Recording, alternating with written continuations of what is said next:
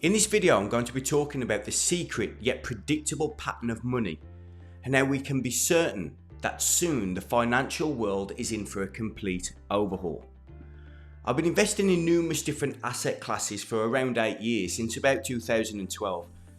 Real estate, gold, silver, the stock market, and in the last few years, cryptocurrency, the new craze.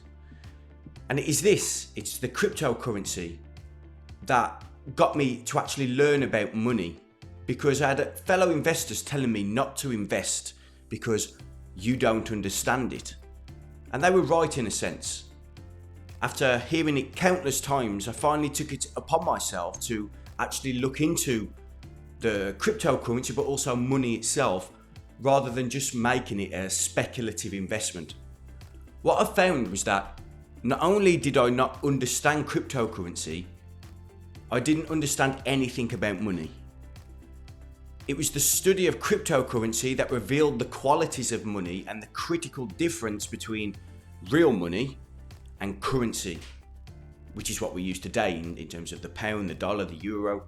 That's fiat money, and that's what we consider currency.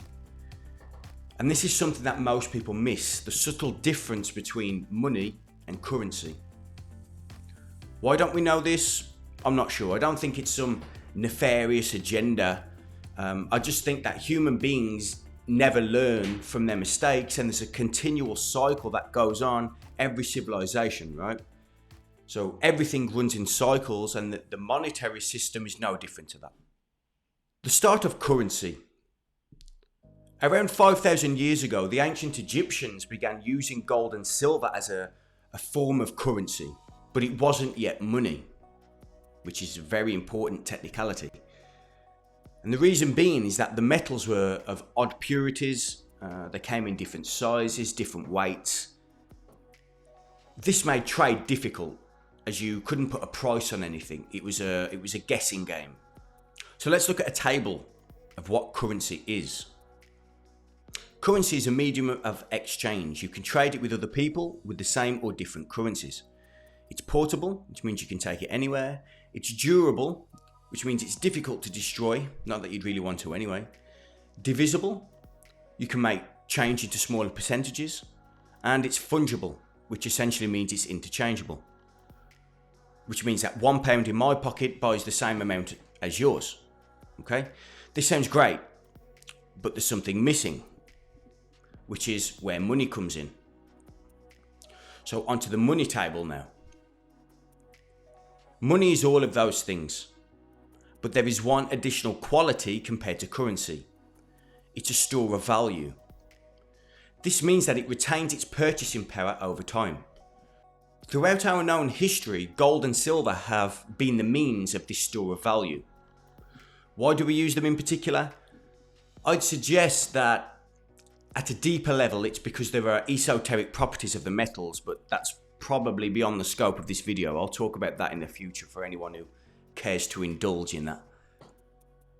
Money has a global unit of account, which means that all over the world it is the same price, much like Bitcoin today, which is something I'm going to talk about later in the video. For thousands of years, gold and silver have maintained their purchasing power, while every single fiat currency has a 100% failure rate. And we are no different today. Our currencies are becoming more and more worthless. The more that is printed and put into an economy, the more worthless it becomes. As I speak here, the US government is putting in another $1.9 trillion into their economy. That will have increased the money supply by 40% in the last 12 months alone. And we cannot ignore that. It isn't going to get any better. Trying to solve a problem by doing the same thing that causes the problem in the first place is doomed. It cannot work. And as Albert Einstein said, the definition of insanity is doing the same thing over and over again and expecting a different result. So what happens with currency? Now we have this base covered, what is the secret pattern of money? There are 7 steps to the cycle. It happens over and over because we never seem to learn. As we're going through the cycle, see where you think we are today.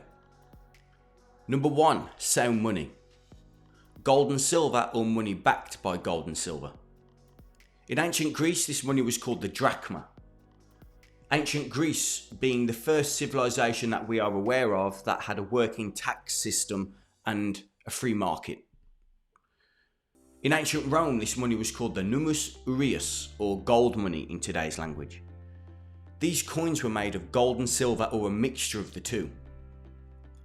The British pound was backed by gold between 1844 until 1931, and the US dollar was backed by gold between 1879 to 1971. This was sound money. It had intrinsic value. You could take your paper money to the bank, and should you wish, they'd give you the equivalent amount of gold. When a currency comes off the gold standard, however, the problems begin, because the only thing the currency is backed by is the government, which has control over the supply. That's a lot of trust in governments with a very, very shaky record. Number 2, the money takes on more of an economic burden. It adds layer upon layer of public works, such as public buildings, infrastructure, roads, welfare, things like that. And as this happens, there is a slight stress on the money supply. More and more is needed to keep up with the demand of the growing and flourishing civilization. Number 3, more political influence. As prosperity grows, so does the political influence. One of the consequences of this is an ever-growing military for self-protection. More pressure is put on the money supply to fund this ever-growing military. Number 4, military use. The military is used either for self-protection or to expand their foothold. The expenditure of the currency explodes. It needs more and more to keep funding it. In ancient Greece, this occurred when the Greeks decided to participate in the war with Sparta.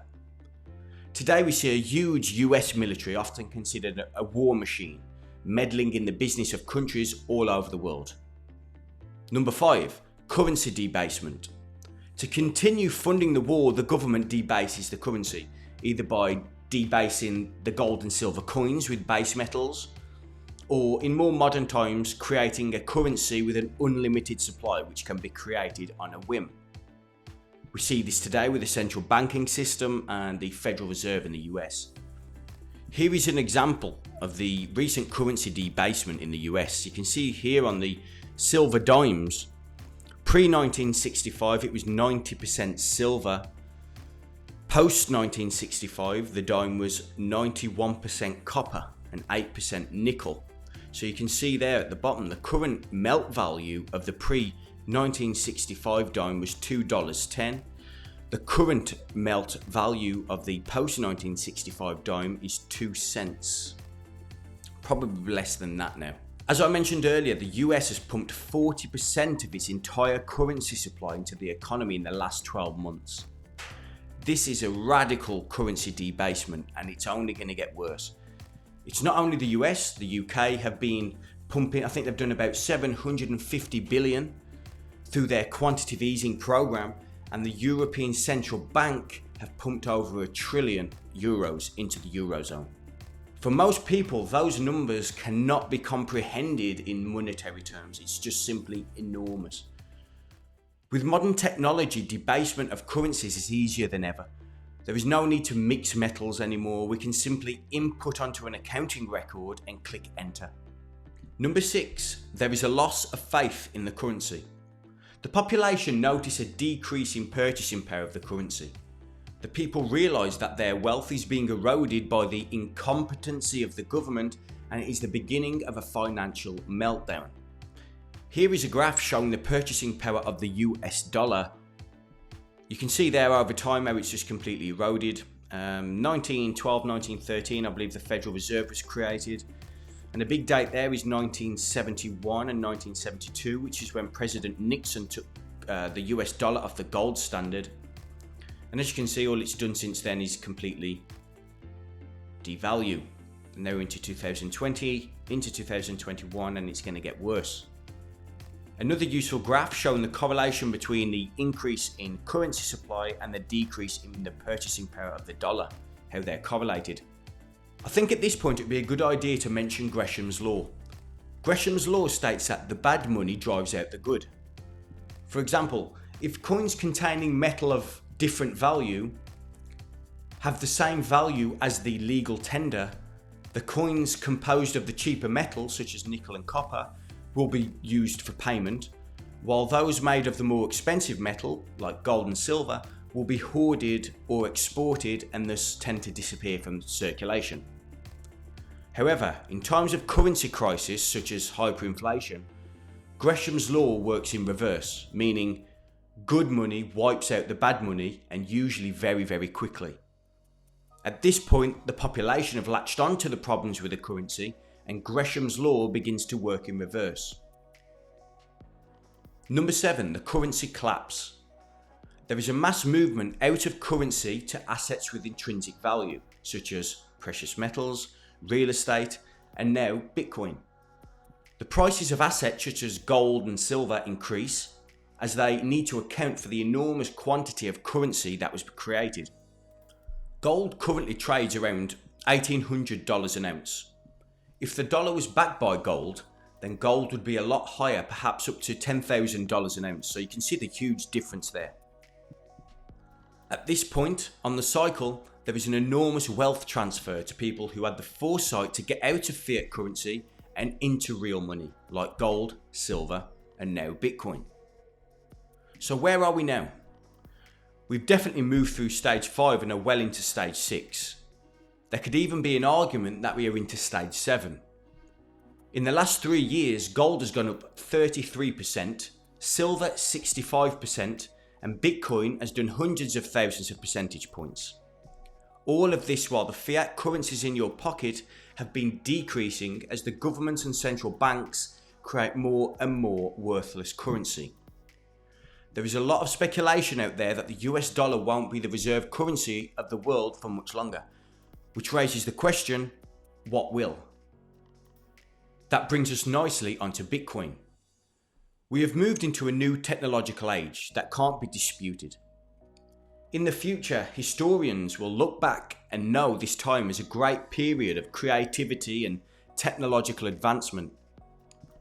Perhaps the most disruptive of these technologies, at least in the financial world, is Bitcoin. It has all of the properties that gold has, but there is no need to carry it around and store it in vaults. There is only a limited supply, like gold, and therefore it gets more scarce the more it is mined. It can be traded instantly. It is a medium of exchange. It's portable, durable, divisible, fungible, and a store of value. Yes, it's volatile, but that's because it's new. It is money. Can this overtake gold's throne as the king of wealth creation and preservation? I think so. To learn some more about Bitcoin, I recommend listening to people like Michael Saylor, Raoul Pal, and Lark Davis. I'll put those in the description. Their knowledge is far superior to mine on all things cryptocurrency, so it's probably worthwhile listening to people like that.